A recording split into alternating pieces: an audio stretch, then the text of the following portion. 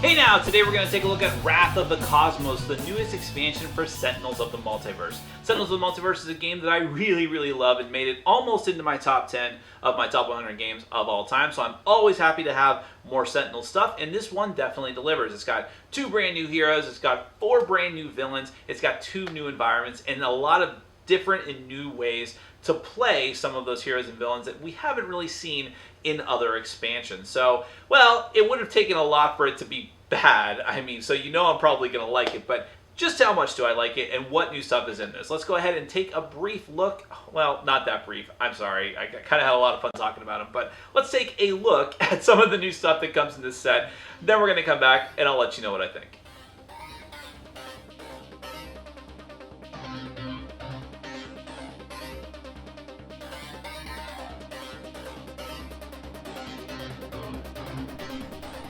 Okay, let's just go over the stuff that comes in the Wrath of the Cosmos expansion for Sentinels of the Multiverse. You have 2 brand new heroes, 2 brand new environments, and 4 supervillains to fight against.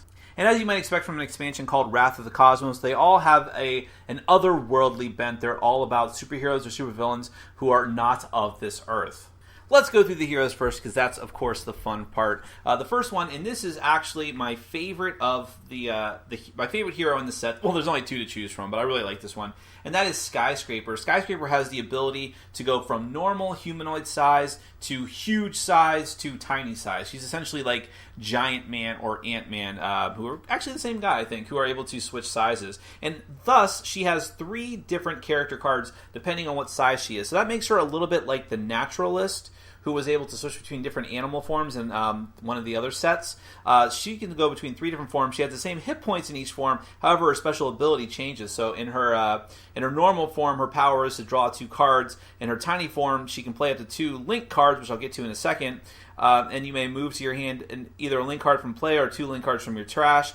And then as a power for her huge form, I guess I'll show you the art for those. There, that's pretty cool, right? She can deal each non-hero target 2 sonic damage and each hero target 0 sonic damage, which really becomes a factor if you're getting any kind of bonuses to your damage. And of course, you have different artwork, but that one's like really creepy when she's tiny, when she's been knocked out. Okay, anyways. Now, the thing about it is, she's a little bit split in what she can do. She has abilities that function based on her size, but she also has this weird special ability to put links on people, which are like augmentations that either hurt the villains or help the hero. So here's one of her size-changing cards. One shot huge. You switch to Skyscraper's huge character card. Of course, you start off as normal. Let's see if I can focus. There you go. And Skyscraper deals 1 target 4 melee damage and deals each target total 1 projectile damage, including heroes. Here's when she's a tiny form. She gets to switch to her tiny card and then reveal cards from her deck until she gets 2 link cards have been revealed. You can put each of those cards either into her hand or into play, then shuffle other revealed cards into your deck. Now, then we have Emergency Evac. Well, let's go to that one last. Here's a couple of the link cards, and there's a lot of them in her deck, but these are either going to be, they're always put in front of a target, and possibly including herself, unless it specifies otherwise, and they're going to do something to them. So, the Cortex Hyperstimulator says that you reduce the damage dealt, first damage dealt by that target each turn by 1. At the end of its turn, that target deals itself 1 lightning damage. Obviously, you do that to a villain. And the Micro Assembler, you put this in front of a hero card, and that hero can discard a card, then search their deck for an equipment part, and either put it into play or into their hand. And the Emergency Evac is one of the cards in her deck that lets you essentially blow up your link cards, all of them that are in play, in order to get some special effects, like in this case, regaining hit points, or being able to get rid of villain ongoing cards. And there's other cards like that as well. Then you have Captain Cosmic, and Captain Cosmic is like kind of Green Lantern, essentially, or Quasar. I say he's like Quasar. He can make constructs of energy. He's an intergalactic hero. Reveal the top card of your deck, put it into play or into your hand is his power. But then he has powers that let him make these constructs. So they all have hit points. Play this card next to a hero, and a lot of them augment allies as well as himself, possibly. Play this card next to a hero target. The first target that turn deals... the first time the target deals damage each turn, it deals one target 2 energy damage. So that's the Autonomous Blade. Then you have the Energy Bracer. The Energy Bracer says that you can play this card next to a hero character card, reduce damage dealt to that hero character card by 1. Then you have Cosmic Crest, which is like armor, Augmented Ally, all these different things to help your allies, or perhaps potentially even yourself in some cases. Whereas the one-shot, much like the Link cards from Skyscraper, destroy a construct card, Captain Cosmic deals 1 target energy damage equal to the hit points of the destroyed construct card plus 1. So you can make a construct, then blow it up. Now let's go to the environments. Now this one is called the Enclave of Endings. And this is all about sort of a weird place where like the last survivors of a bunch of alien races are. So you have Slamara, the last Zarabian, who's going to make everyone essentially gets to play during the environment turn a card off the top of their deck, including the villain. Blugo goes in front of one of the targets in play, and any damage that would be dealt to that target instead gets redirected to Blugo. Poor Blugo. And Immutus is very strange. 35 hit points. The last Fortran, redirect any damage that would be dealt to a target other than this target to this card. He sits there and soaks up all the damage, which could be good or bad for you. The Doctoroth Capital, which I think is associated with one of the villains. I'm not entirely sure, but I don't really read the story that much. Thorathian Military, reduce damage dealt to this card by 1. At the end of the environment turn, this card deals each non-Thorathian target 1 energy damage. Oh, I wonder if that's the alien that was like the Grand Warlord Vassal, or not. Freudian slip. The Grand Warlord something from the first set. I don't know. Might be the same race. Defiant Looters, 3 hit points. At the end of the environment turn, discard the top card of each deck. If an equipment card is discarded this way, move it to its owner's hand. And then I like this card a lot. Abject Refugees. At the start of the environment turn, each player may draw a card. Whenever this card would be dealt damage, a player may discard a card to redirect that damage to a hero target. So this is like your card monkey if you want to keep it alive, which I think is pretty interesting. Now let's get to the villains. And we'll start with the most complicated one, Kargra Warfang. She's complicated because in addition to her villain setup cards in her own deck, and that's what the back of her cards look like, I suppose I'll show you. She comes with this Bloodsworn Coliseum title deck. It starts off with the Bloodsworn Coliseum card on it, and there's this Crowd's Favor card that starts at the bottom of the deck. You play the top card of the title deck whenever any of these things occur, the start of the villain turn, or whenever a target is destroyed. Whenever a title card is discarded or destroyed, shuffle it into the title deck. Whenever a target leaves play, move any title cards not under a target back to this area. This card and the Crowd's Favor card are indestructible. The Crowd's Favor card and title cards are not hero, villain, or environment card, or this card isn't. So what this all is that Kargra Warfang here is like the lord of this Coliseum. And in fact, she has no hit points on her starting side. If she ever flips to her other side, she has 40 hit points, but you can't win the game that way. If she flips over to this side, you can't win. Instead, she just accrues title cards, and then when you destroy her title card, she flips back over, and then you can win the game, but the only way that you're going to win is by getting down to the bottom card of the Crowd's Favor deck, and put a token in the hero favor pool when any of these things occur, and a hero deals 2 or more damage, a hero target deals a non-hero target 4 or more damage, and so on and so forth. If the hero favor pool ever has 20 tokens in it, the heroes win. But of course, that can turn the other way. Put 1 token in the Bloodsworn favor pool when any of these things occur, and then there's a bunch of conditions based on the villain targets.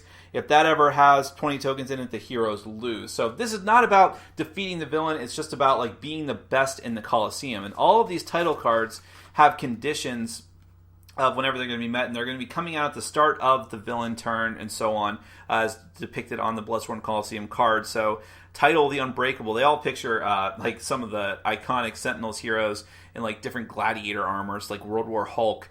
After a target is dealt 6 or more damage in 1 turn, put this card under that target, covering everything above this line. I meant Planet Hook. The Unbreakable, if this target would be reduced to 0 or fewer hit points, it instead regains 6 hit points and destroy this card. That's what sort of all of these are like. They're all going to be titles that you get if you meet a certain condition, and then they give you a special ability when you use them. And remember, you're trying to get through that title deck and be able to put out favors and therefore potentially win the game or potentially lose the game as well. Now, the rest of Kargras The deck is mostly full of these gladiators that she'll bring out. She'll even start to play with one. Like there's a Drider. We all know what Driders look like, I'm sure. Triregon, Rex, Arsh, Claw, Revelos. I love these names. You have Fickle Fans and Bloodsworn Judgment. So a lot of things revolving around gladiators in the arena. Next villain we'll move on to is Infinitor, who I think is the brother of Captain Cosmic and looks even more like Green Lantern. So it's Green Lantern versus Quasar, essentially. And he's just an insane villain. He makes a lot of different constructs, and he's crazy. So his cards are called manifestation cards as opposed to constructs, actually, and they're basically just manifestations of insanity. So here's the Insanity card. Play the top card of the villain deck. If that card is a manifestation card, repeat the entire game text of this card over and over again, putting out manifestations. His manifestations are things like Lambent Reaper, 4 hit points. At the end of the villain turn, this card deals the hero target with the lowest hit points 2 energy and 2 psychic. Crushing Cage. When this card enters play, you put it in front of the hero character card belonging to the player with the most cards in hand. And then that player cannot play cards. At the start of the hero's turn, this card deals that hero, and then itself 1 psychic and 1 energy damage. So these were all nasty things. Machinations of a Madman, that first one that I had, simply says that you reveal the top card of the villain deck. If it's a one-shot, discard it, and Infinitor deals each target 1 psychic damage. If it's a manifestation card, you put it into play, and then you play the top card of the villain deck. So it's all about putting out his manifestations. 2 more villains to go through. One is Deadline. Deadline is like an eco-terrorist. He's all about bringing out catastrophes and trying to destroy the world and ripping through whatever the environment deck is. And then if the environment deck runs out of cards, everyone's going to lose. He'll start and play with his Atomic Endglaive, which just is a weapon that lets him deal damage to the heroes. He might actually get his Auto Armor Caster, which reduces damage to him, and the Pandemonium Key, which the first time an environment target enters play, you play the top card of the villain deck, so it hastens your demise. But he's trying to get these catastrophe cards out, and if he's able to get 3 of these out, he'll flip over to his villain side, and on his villain side, if there's still at the end of his turn, he'll destroy all the catastrophes in play, deal a bunch of damage to the heroes, and then permanently remove environment cards from the game. And again, if you run out of environment cards, you're going to lose, which can be very, very bad. But that could easily happen with Deadline. So his Severed Leyline says at the start these are also ongoing effects with nasty effects. So until he gets to 3, they sit out there being a pain for you. Each player shuffles their trash in their deck, and Deadline regains number of heroes minus 2 hit points, which is really bad for Tachyon, we found out, because she needs cards in her discard pile. And Unleashed Hurricane.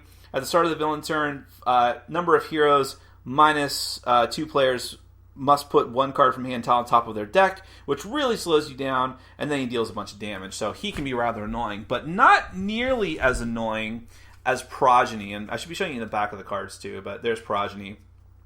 Now again, I'm not really one for looking up the backstory of these characters, but he's like the ultimate Doomsday weapon, I guess, who can like take on the abilities of some of the heroes, and he's just been like made like either Shiva from Marvel Comics or Doomsday to just destroy all the heroes of the multiverse, and he's the hardest villain in this set.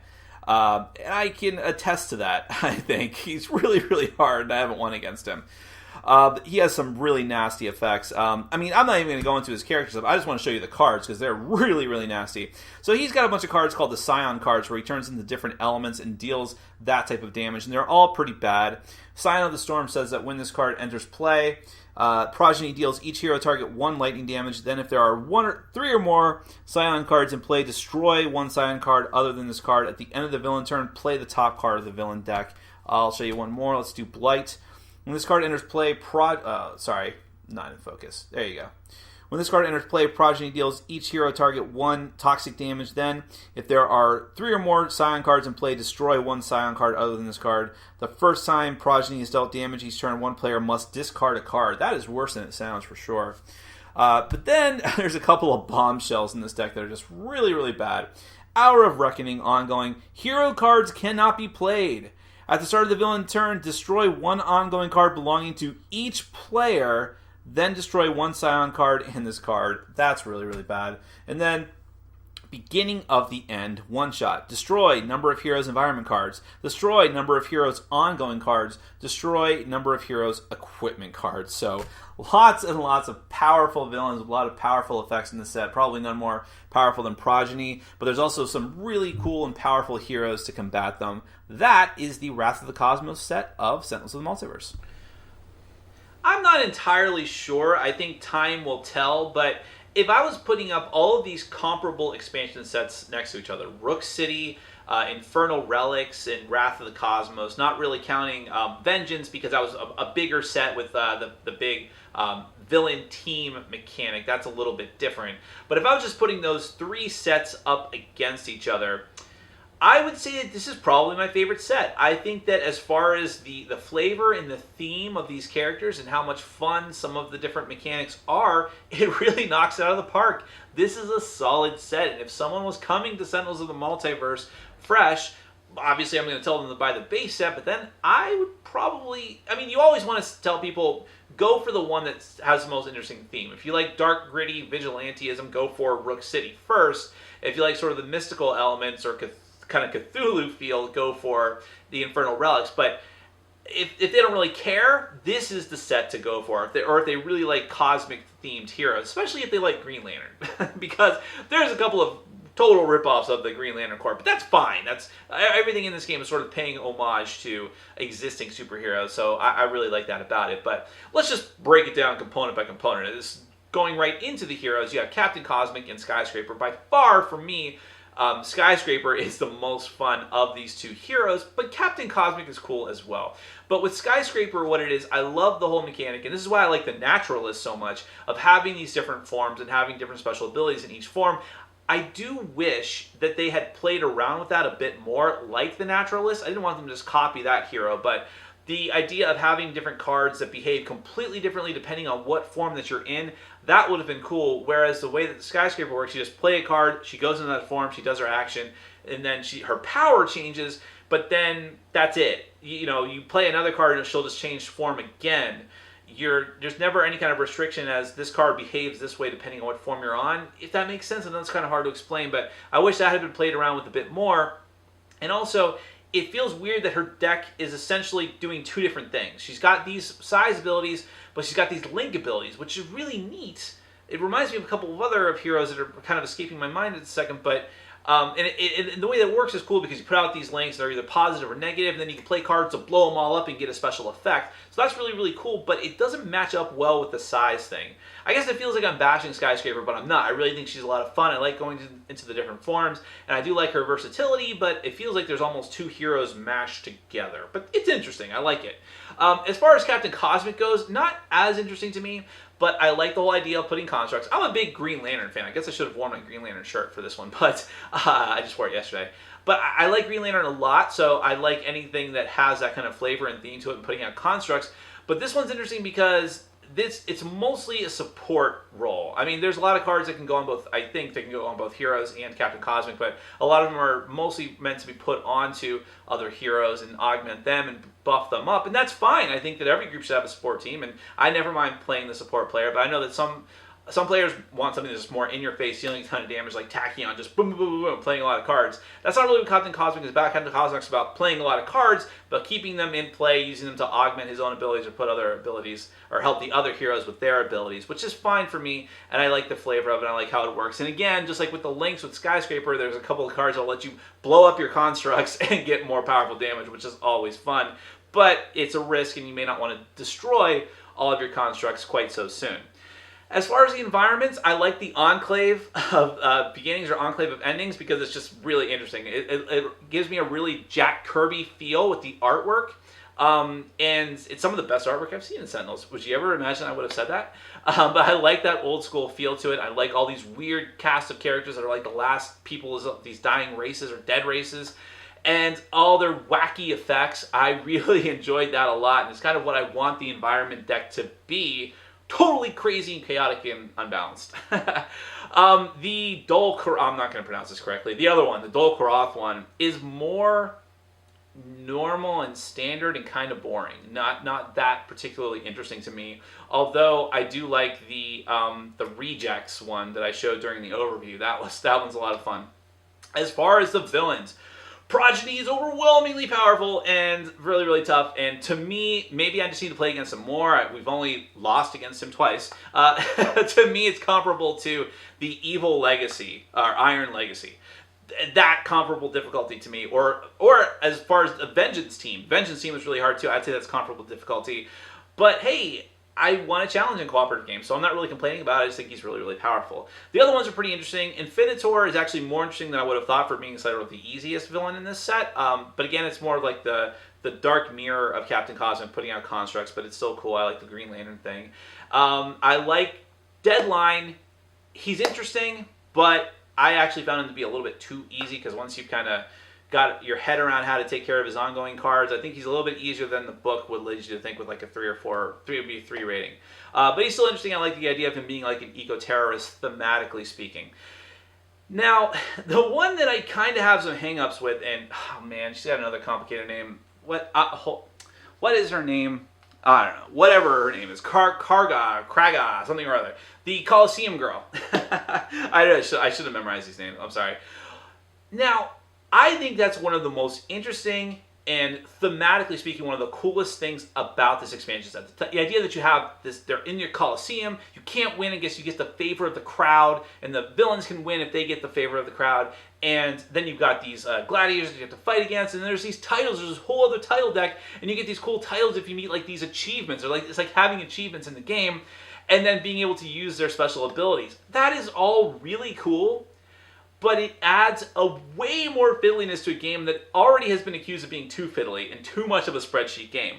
Such that I will probably only play with it if I'm playing with experienced Sentinels of the Multiverse players, or people that are used to, really sort of fiddly spreadsheet games.